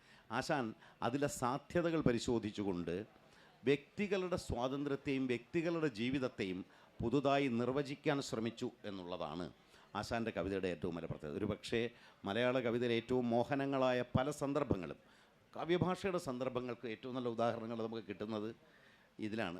പറ്റിപ്പോയെന്ന് വെച്ചാൽ പഴയ നിരൂപണത്തിന് ചില ദുശ്ശീലങ്ങളുണ്ട്. ഓരോ കാലത്തെ നിരൂപണത്തിന്, ഇന്നത്തെ നിരൂപണത്തിനും ഉണ്ട് അതിൻ്റെ ദുശ്ശീലങ്ങൾ. അതാണ് നമ്മൾ വ്യാഖ്യാനിച്ച് തകർത്ത് കളയും. വ്യാഖ്യാനിച്ചില്ലേ? രാജവിരുദ്ധമായ കവിതയായിട്ട് വ്യാഖ്യാനം ചില സത്യമുണ്ട് അതിനകത്ത് കേട്ടോ, ഞാൻ ഇല്ലെന്നല്ല പറഞ്ഞു. ഈ അതുപോലെ ഞാനത് പറഞ്ഞത് ഈ സീതാകാവ്യത്തിൻ്റെ ഏറ്റവും വലിയ പ്രത്യേകത അത് പൊയട്രി എങ്ങനെ എഴുതണം എന്നുള്ളതിൻ്റെ ഒരു ടീച്ചിങ് കൂടിയാണ്. പക്ഷെ അന്നത്തെ പഴയ നിരൂപകരെ ലോകോക്തികളിൽ കയറി പിടിച്ചു. പാരതന്ത്ര്യം മറ്റേ മാനികൾക്ക് എന്നൊക്കെ പറഞ്ഞിട്ടുള്ള ഉദ്ധരിക്കാൻ പറ്റിയ വരികൾ എഴുതിയ കോട്ടബിൾ കോട്ട് കവിയാണ് ആശാൻ എന്ന് വിചാരിച്ച് ലോകോക്തികളും സ്വഭാവോക്തി, സദൃശോക്തി, ഈ അലങ്കാരങ്ങൾ കയറി പിടിച്ചു. പണ്ട് അങ്ങനെയാണല്ലോ അലങ്കാരം, സാമ്യമൂലക അലങ്കാരം എന്നൊക്കെ എഴുതി ലക്ഷണമൊക്കെ എഴുതി വയ്ക്കും. അപ്പോൾ അങ്ങനെ അല്ലേ, അങ്ങനെയല്ലേ നമ്മളെയൊക്കെ പഠിപ്പിച്ചേ? ഉൽപ്രേക്ഷ എനിക്കറിയാം. ഉൽപ്രേക്ഷയുടെ ലക്ഷണം ചോദിച്ചപ്പോൾ ഒരുത്തം പറഞ്ഞ് മറ്റൊന്നിൻ ധർമ്മയോഗത്തിൽ താനല്ലിയോടോ ഇതെന്ന് വർണ്ണത്തിൽ ആശങ്ക എന്ന് സാറിനോടങ്ങ് പറഞ്ഞു. അന്നത്തോടെ എനിക്ക് മനസ്സിലായി ഈ അലങ്കാരം അർത്ഥശൂന്യമാരുടെ എന്ന്. അതുപോലെ അലങ്കാരമൊക്കെ നോക്കിക്കൊണ്ട് നടന്നുകൊണ്ടാണ് ഈ ലോകോക്തി പിടിക്കാൻ പോയത്. അങ്ങനെ ആശാനെ നല്ല കൊട്ടേഷൻ പറയുന്ന ഒരാളായി നമ്മൾ തെറ്റിദ്ധരിച്ചു പോയി. പക്ഷേ നമ്മുടെ കവിതയിലെ ഏറ്റവും മോഹനങ്ങളായവർ, ഞാൻ മോഹനം എന്ന വാക്കാണ് ഉദ്ദേശിച്ചത്, റൊമാൻറ്റിക്കാണോ വാക്ക്, അത്രയും മനോഹരമായ വാക്കുകൾ സൃഷ്ടിച്ചുകൊണ്ട് ഭാവിയിലെ കവികൾക്ക് മുന്നോട്ട് പോകാൻ, എത്രയും ദൂരങ്ങൾ പോകാൻ, അത് ഈ കുമാരനാശാൻ എങ്ങനെയാണ് കവികളെ വിമോചിപ്പിക്കും വെളിച്ചം കാണിക്കുന്ന അറിയണമെങ്കിൽ ആ ബാലേന്ദ്രൻ ചുള്ളിക്കാടിൻ്റെ കവിത മൊത്തം വായിച്ചാൽ മതി. ഇങ്ങനെ വാർന്ന് വീഴുകല്ലേ വിയോഗിനി, അല്ലേ? വിയോഗിനി എന്ന് പറഞ്ഞ വൃത്തമാണ്, വിരഹാതുരയുടെ വൃത്തമാണ് ചിന്താവിഷ്ടയ സീതയിൽ ഉപയോഗിച്ചിരിക്കുന്നത്. ബാലേന്ദ്രൻ അതേ വൃത്തം എത്ര മനോഹരമായിട്ട് ഉപയോഗിക്കുന്നു. ബാലേന്ദ്രൻ ചുള്ളിക്കാടിൽ നോക്കിയത്, ബാലേന്ദ്രനിൽ മാത്രമല്ല മലയാളത്തിലെ വലിയ കവികളിൽ പലരെയും കീറി നോക്കിയാൽ നിങ്ങൾക്ക് കുമാരനാശാൻ പ്രതാപിയായി വസിക്കുന്നത് കാണാം. 100 കൊല്ലത്തിന് ശേഷം ഒരു കവിക്ക് അതിനപ്പുറം എന്ത് നേടാൻ? അദ്ദേഹം ഇൻകുലാവ് വിളിച്ചു, SNDP യോഗത്തിൽ ഭാവി വെള്ളാപ്പള്ളി നിരാശൻ്റെ ഇരിക്കാനുള്ള കസേരയിൽ ഇരുന്നു കൊടുത്തു തുടങ്ങിയ കാര്യങ്ങളല്ല ഒരു കവിയെ സംബന്ധിച്ച് ഏറ്റവും പ്രധാനപ്പെട്ട കാര്യം. അദ്ദേഹം നമുക്ക് വീണ്ടും വീണ്ടും വായിക്കാനുള്ള കവിതകൾ എഴുതിക്കൊണ്ടേ ഇരുന്നു എന്നുള്ളതാണ് ഒരു ഹ്രസ്വവായസിനിടയിൽ. ആധുനിക സ്ത്രീവാദത്തിൻ്റെ ആശയ പശ്ചാത്തലമൊക്കെ ഇന്ന് നോക്കിയാൽ നമുക്ക് കുമാരനാശാൻ്റെ ഈ പറഞ്ഞ ചിന്താവിഷ്ടയായ സീതയിൽ കാണാം. ആളുകൾ ഭാരതീയ ഇതിഹാസങ്ങളിലേക്ക് കടക്കുന്നത് പലപ്പോഴും അതിനെ പുകഴ്ത്താനാണെങ്കിൽ അതിനെ സീതയെ ഒരു മധ്യകാല ഭക്തിയുടെ ആ സ്ഥലത്ത് നിന്നും ഒരാധുനിക സ്ത്രീയാക്കി, അത്തരം വിവേകമുള്ള ആത്മബോധമുള്ള സ്ത്രീയാക്കി ഉണർത്തിയെടുത്ത ആ കാവ്യ ഭൂപടം കഴിഞ്ഞ നൂറ്റാണ്ടിൽ എഴുതപ്പെട്ട ഏറ്റവും മനോഹരമായ മഹത്തായ കാവ്യമാണ് എന്ന് PK പറഞ്ഞതുകൊണ്ട് തന്നെ സീതയെക്കുറിച്ച് കുറച്ച് സംസാരിച്ച് ഞാൻ ഈ സെഷൻ ഓഡിയൻസിലേക്ക് തുറന്നു വെക്കും. അതിനായി സജയ് മാഷെ ക്ഷണിക്കുന്നു. നമ്മൾ നിർത്തിയിടത്ത് തുടങ്ങാൻ കൊങ്കയെ പറ്റിയാണല്ലോ ഇങ്ങനെ. ആശാൻ കവിതയിൽ എവിടെ നോക്കിയാലും ഒരൊറ്റ കൊങ്ക പോലും, 2 കൊങ്കയാണ് കണക്ക്, പക്ഷെ ഒറ്റ കൊങ്ക പോലും കാണാനാവില്ല എന്നതാണ് ഒരു പക്ഷേ ആ കവിതയുടെ ഒരു ഭാവശുദ്ധി. ഇനി അങ്ങനെ സ്ത്രീ ശരീരത്തെ വർണ്ണീയ വിഷയമാക്കിയതുകൊണ്ട് കവിതയ്ക്ക് മോശമൊന്നുമില്ല. അത് കാളിദാസൻ ചെയ്തിട്ടുണ്ട്, വള്ളത്തോൾ ചെയ്തിട്ടുണ്ട്. വള്ളത്തോളിൻ്റെ കവിതയിൽ വളരെ സമർത്ഥമായി എന്നല്ല സമൃദ്ധമായി പരാമർശിക്കപ്പെട്ടിട്ടുള്ള ഒരു മനുഷ്യാവയവമാണ് കൊങ്ക എന്ന് നമുക്കറിയാം. സുമഹിതവാർമുലയും നിതംബവായ്പും എന്നൊക്കെ എഴുതിയ ആളാണ്. എത്ര വിശേഷണമാണെന്നോ, സുമഹിതവാർമുലയും. എന്തിനാണ് അത്രയൊക്കെ ഒരു വിശേഷണം ഒരു പാവം പിടിച്ച മനുഷ്യാവയവത്തിന് എന്ന് തോന്നുന്ന നിതംബമണ്ഡലം മണൽത്തിട്ട് എന്നും എഴുതിയിട്ടുണ്ട്. നിസ്കരിക്കുന്ന ഒരു മുസ്ലിം സ്ത്രീയെപ്പറ്റി അവർ പിന്നാമ്പുറം മറയ്ക്കാൻ വേണ്ടിയിട്ട വസ്ത്രത്തെ പറ്റിയൊക്കെ പറയുമ്പോഴാണ് നിതംബമണ്ഡല മണൽത്തിട്ട്, ഇതുപോലെ വിശാലമായ മണൽത്തിട്ട് എന്ന്. അപ്പോൾ അതുകൊണ്ട് പറയുന്ന ഭാഷയാണ്, പറയുന്നവൻ്റെ ഉന്നമാണ്, പറയുന്നവൻ്റെ മനോഭാവമാണ് പ്രധാനം. ബോബി ചെമ്മണ്ണൂരിൻ്റെ ഭാഷയിൽ പറഞ്ഞാൽ എന്തും വഷളാവും, കാവ്യഭാഷയിൽ പറഞ്ഞാൽ, ഉദാത്തമായ കാവ്യഭാഷയിൽ പറഞ്ഞാൽ എന്തും മനോഹരമാവും, ഉന്നതമായ കാവ്യഭാഷയിൽ പറഞ്ഞാൽ. ഇത് കാളിദാസൻ പറഞ്ഞിട്ടുണ്ട്, ഒരുപാട് സന്ദർഭങ്ങളിൽ അത് ചെയ്തിട്ടുണ്ട്. സൂത്രാന്തരമപ്യലബ്ധം എന്ന് ശകുന്തളയുടെ കൊങ്കകളെ പറ്റി. കൊങ്ക എന്ന് പറഞ്ഞാൽ അധികാർക്കും മനസ്സിലാവില്ല, അതുകൊണ്ട് നമുക്ക് അങ്ങനെ പറയാം. സൂത്രാന്തരമപ്യലബ്ധം, അതിൻ്റെ അർത്ഥം വീട്ടിൽ പോയി കണ്ടുപിടിച്ചാൽ മതി, താല്പര്യമുള്ള ചെറുപ്പക്കാർ. ഇതൊരു യുവജന സാഹിത്യ സമ്മേളനമാണല്ലോ. സൂത്രാന്തരം അപ്യലബ്ധം. ഇവിടെ സ്ത്രീകളും സഹോദരിമാരൊക്കെ ഉള്ളതുകൊണ്ട് അതിൻ്റെ അർത്ഥത്തിലേക്ക് ഞാൻ കടക്കുന്നില്ല. അപ്പോൾ അതുകൊണ്ട് അതല്ല ആശാൻ്റെ ഒരു ഉപമാനം എന്ന് പറയുന്നത്. അല്ല, പറയണോ? ഒരു നൂല് പോലും കടത്തിവിടാനാകാത്ത വിധം ഇടതിങ്ങിയ സ്ഥാനങ്ങളെന്നാണ് അതിൻ്റെ അർത്ഥം. ഓക്കെ, കഴിഞ്ഞു. അപ്പോൾ ആശാൻ പറയുക ഉഷസന്ധ്യ പോലൊരു പാവനാങ്കിയാൾ എന്നാണ്. അതിൻ്റെ ഒരു ശുദ്ധി, അതിൻ്റെ ഒരു ഉന്നമീകരണ ശക്തി എത്രയെന്ന് ആലോചിക്കുക. അത് കേൾക്കുന്ന വായിക്കുന്ന സ്ത്രീയോ പുരുഷനോ ആയ വായനക്കാരിയുടെ മനസ്സ് വിധാനം, സാംസ്കാരിക വിധാനം ഒന്ന് ഉയരും, പെട്ടെന്നൊരു ടേക്ക് ഓഫ് സംഭവിക്കും. ഉഷസന്ധ്യ പോലെയൊരു പാവനാങ്കിയാൾ. വിശേഷണം ശ്രദ്ധിക്കുക, പാവനാങ്കിയാൾ എന്നാണ്. ശരീരത്തെ പാവനമാക്കുന്നു. മറിച്ച് നായർ നതാങ്കി എന്നൊക്കെ കേൾക്കുമ്പോഴേക്ക് പാവനത്വമല്ല നമുക്ക് അനുഭവപ്പെടുക. നതാങ്കിയുടെ എറ്റിമോളജിയിലേക്ക് ഞാൻ പോകുന്നില്ല, അത് നിങ്ങളുടെ സങ്കല്പ ശക്തിക്ക് വിടുന്നു. അതുപോകട്ടെ, ഇത്തരത്തിൽ സ്ത്രീ ശരീരത്തെ, സ്ത്രീ പുരുഷ ബന്ധത്തെ അതിൻ്റെ ആഴങ്ങളും ഉയരങ്ങളോടും കൂടി ആവിഷ്കരിച്ചു എന്നതാണ് ആശാൻ കവിതയുടെ ഉള്ളടക്കപരമായ പ്രമേയപരമായ ഒരു സവിശേഷത.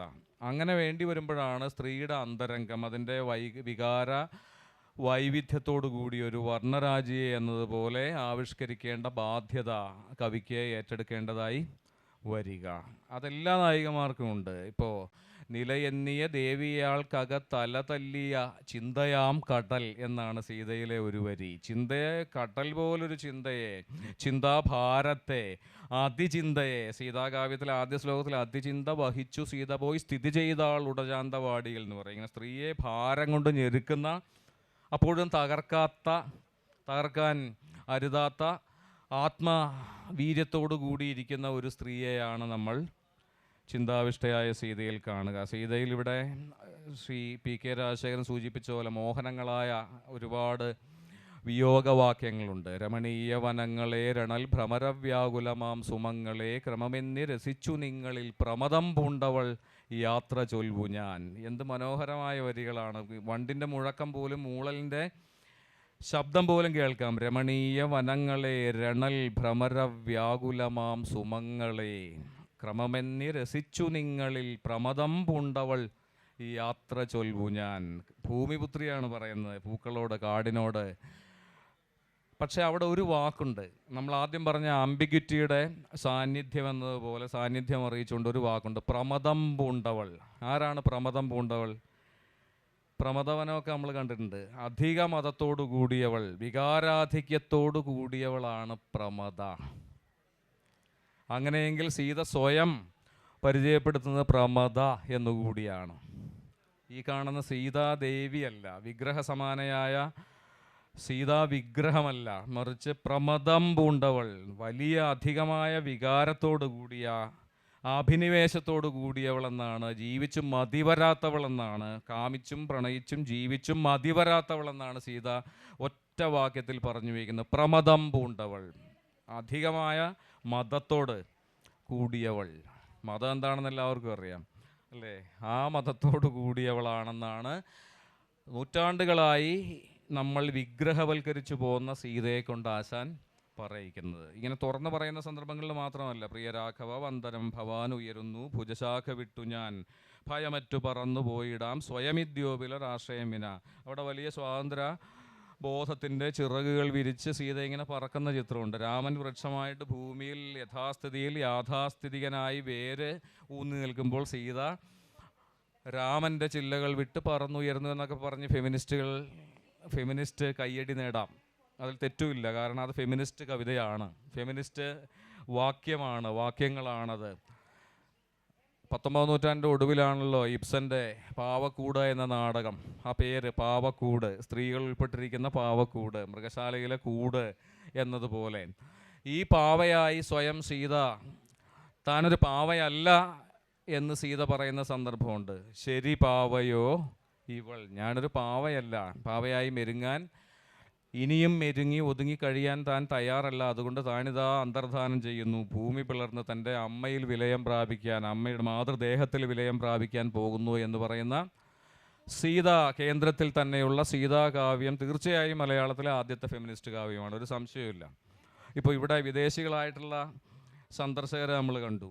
അവർക്ക് നമ്മളിതിൽ ഏതെങ്കിലും ഒരു കവിത ചൊല്ലി പരിഭാഷപ്പെടുത്തി കൊടുത്താൽ അവർ വിചാരിക്കുക ഏതോ ഫെമിനിസ്റ്റായ സ്ത്രീ എഴുതിയതാണ് നളിനിയും ലീലയും ചിന്താവിഷ്ടയായ സീതയും എന്നാണ്. കാരണം സ്ത്രീയായി മാറിക്കൊണ്ട് ആശാൻ സൃഷ്ടിച്ച അത്ഭുതമാണ് കവിതയിൽ അല്ലേ? കരുണ നാടകമായപ്പോൾ ഒരു പുരുഷൻ വാസവദത്തയുടെ വേഷം കെട്ടുകയും ഓച്ചിറ വേലുക്കുട്ടി സ്ത്രീയായി തെറ്റിദ്ധരിക്കപ്പെടുകയും അക്കാലത്തെ സ്ത്രീലമ്പടന്മാരായ ചില പ്രേക്ഷകർ നാടകത്തിന് ശേഷം വേലുക്കുട്ടിയെ സമീപിച്ചതായ കഥകളുണ്ട്.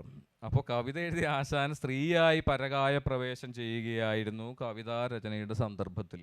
അതൊരു പക്ഷേ ആ തോതിൽ മലയാള കവിതയിൽ ആശാന് മാത്രമേ സാധിച്ചിട്ടുള്ളൂ. സ്വയം ഒരു കവിതയിൽ സ്ത്രീവേഷം കിട്ടി ആജീവനാന്തം കവി ജീവിതത്തിൽ ഉടനീളം ജീവിച്ചു മരിച്ച കവി കൂടിയായിരുന്നു ആശാൻ. പിന്നീട് ഈ ബന്ധനത്തെപ്പറ്റി അല്ലേ, സിംഹപ്രസവത്തിലെ രാജാവിൻ്റെ കൂട് നല്ലതാണ് എന്ന് ആശാൻ പറയുന്നുണ്ട്. കാരണം ആശാനെ സംബന്ധിച്ചെങ്കിലും അത് നല്ലതായിരുന്നു. അക്കാലത്തെ ദിവാൻ രാജഗോപാലാചാരി ആശാൻ്റെ വലിയ സുഹൃത്തായിരുന്നു. ശ്രീമൂലം തിരുനാളിൻ്റെ ഷഷ്ടിപൂർത്തിക്കാണ് തിരുനാൾ മംഗളം എന്ന കവിത വഞ്ചിപ്പാട്ട് രൂപത്തിൽ ആശാൻ എഴുതുന്നത്. കാരണം ഈ ശ്രീമൂലം തിരുനാളാണ് ആദ്യമായി ശ്രീമൂലം പ്രജാസഭ രൂപീകരിച്ച് അതിലെ പ്രതിനിധിയായിരിക്കാൻ ആശാനെയും ആശാൻ്റെ സമുദായത്തെയും അനുവദിക്കുന്നത്. ആശാനെ മാത്രമല്ല അയ്യങ്കാളിയെയും അനുവദിക്കുന്നത്. ഈ കവിതയിൽ വളരെ പ്രസക്തമായൊരു വരിയുണ്ട്, അത് മാത്രം പറഞ്ഞുകൊണ്ട് ഞാൻ അവസാനിപ്പിക്കാം. അത് തെറ്റിപ്പോകണ്ട എന്നതുകൊണ്ട് നോക്കി വായിക്കാം. കാരണം ആശാൻ കവിതയിൽ വന്നു പോവും പിഴയും അർത്ഥശങ്ക, ആ പിഴ സംഭവിക്കാതിരിക്കുന്നതിന് വേണ്ടിയാണ്, ക്ഷമിക്കുക. വരി ഇങ്ങനെയാണ്. വർഷം 1922 ഓർക്കണം. എന്നിട്ട് ഈ വരികൾ നിങ്ങളൊന്ന് ശ്രദ്ധിക്കുക. പിറയും കുരിശും നീള പക്ഷീന്ദ്രനും വൃഷഭവും കുറവന്യേ കൊടികളിൽ പൊങ്ങി നിൽക്കുന്നു. വഞ്ചിപ്പാട്ട് ഈണത്തിലാണ്, ഞാൻ പറഞ്ഞപ്പോൾ അത് ചോർന്നു പോയിട്ടുണ്ടാവും. പിറയും കുരിശും നീള പക്ഷീന്ദ്രനും വൃഷഭവും കുറവന്യേ നീള കൊടികളിൽ പൊങ്ങി നിൽക്കുന്നു. കുറവന്യേ കൊടികളിൽ പൊങ്ങി നിൽക്കുന്നു. എന്തൊക്കെയാണ്? പിറയും കുരിശും പക്ഷീന്ദ്രനും വൃഷഭവും. മൂന്ന് പ്രമുഖ മതങ്ങളുടെ ചിഹ്നങ്ങൾ. പിറ എന്ന വാക്കാണ് ആശാൻ ഉപയോഗിക്കുന്നത്, റംസാൻ പിറ എന്ന പോലെ. പിറയും കുരിശും പക്ഷീന്ദ്രനും വൃഷഭവും കുറവന്യേ കൊടികളിൽ പൊങ്ങി നിൽക്കുന്നു. എവിടെ? ശ്രീമൂലം തിരുനാളിൻ്റെ തിരുവിതാംകൂറിൽ. അത് മോശമാണോ? ഈ ആശാനെ നിതംബ വാസവദത്തെക്കുറിച്ച് എഴുതിയപ്പോൾ നിതംബ ഗുരുതയാൽ നിന്നട അങ്ങ് കുഴിഞ്ഞുപോയി എന്നും എഴുതിയിട്ടുണ്ട് കേട്ടോ. അപ്പോൾ ഒരിടത്ത് താല്പര്യമില്ലെങ്കിൽ ഞാൻ നേരത്തെ പറഞ്ഞതിനകത്ത്, നേരത്തെ പി കെ രാജശേഖരൻ പറഞ്ഞ സമയത്ത് ഉള്ള ഒരു സംഗതി, ഈ ആശാൻ ബ്രിട്ടീഷ് അനുകൂലിയായിരുന്നു എന്നുള്ളതോ അല്ലെങ്കിൽ സ്വാതന്ത്ര്യ സമരത്തിൽ ഒരു ആക്ടിവിസ്റ്റായി പങ്കെടുത്തില്ല എന്നുള്ളതോ തിരുവിതാംകൂർ രാജകുടുംബത്തോട് അദ്ദേഹത്തിന് കൂറുണ്ടായിരുന്നു എന്നുള്ളതോ ഞാനൊരു ആരോപണമായിട്ടേ അല്ല ഉന്നയിച്ചത്. അത് അത്തരം കാലത്തിൻ്റെ ചില വൈരുദ്ധ്യങ്ങളാണ്. ആ വൈരുദ്ധ്യങ്ങളെ ചരിത്രപരമായി കാണേണ്ടതുണ്ട് എന്ന് സൂചിപ്പിക്കുകയാണ് ചെയ്ത്. അങ്ങനെ ഒരു ധ്വനി വന്നു പോയെങ്കിൽ തെറ്റിദ്ധാരണ ഒഴിവാക്കണമെന്ന്. സംഘാടകർ നമ്മളോട് സമയത്തിൻ്റെ ചില സൂചന അവസാനിപ്പിക്കാൻ തന്നിട്ടുണ്ട്. ഓഡിയൻസിലേക്ക് കൈമാറുന്നുണ്ട്. ഇവിടെ ആശാൻ്റെ കാവ്യഭാഷയുടെ തുടർച്ചയാണ് ബാലേന്ദ്ര ചുള്ളിക്കാടൻ്റെ കവിത എന്ന് പറഞ്ഞതുകൊണ്ട് ഒരു ശ്ലോകം കഴിഞ്ഞ വർഷം അദ്ദേഹം ആശാൻ സ്മൃതി എന്ന പേരിൽ എഴുതിയത് ഒന്ന് പറഞ്ഞുകൊണ്ട് അവസാനിപ്പിക്കാൻ. ചൊല്ലാനുള്ള ശേഷി എനിക്കില്ല. കവിത അവിടെ നടക്കുന്നുണ്ടായിരുന്നല്ലോ അല്പം മുമ്പ്. കഷ്ടം മുങ്ങി മരിച്ചു ബാഷ്പജലധി മധ്യത്തിലങ്ങെങ്കിലും, ചിത്തക്ഷോഭകരം ജഗധ്വനിഭരം ശബ്ദം നിലച്ചെങ്കിലും, നിത്യം ജീവിത സത്യപാഠമരുളും നിന്നാത്മവിദ്യാലയം, ദുഃഖോപാസന വന്നി വാങ്മയമയം നിർമ്മിച്ചു നിൻ സ്മാരകം. ആശാൻ കവിതയല്ലേ? ഒരിക്കൽ കൂടി ചൊല്ലുന്നില്ല, സമയമില്ലാത്തതുകൊണ്ട്.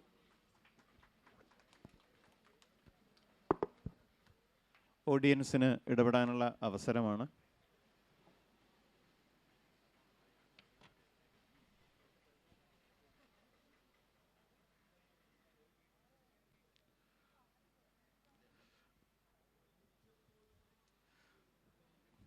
കുമാരനാശാൻ ലോകത്തെ തൊടാനുള്ള, വാക്കിൽ തൊടാനുള്ള ഭയം കൊണ്ടാണോ എന്നറിയില്ല, ഓഡിയൻസ് ആരും എഴുന്നേറ്റ് നിൽക്കുന്നില്ല.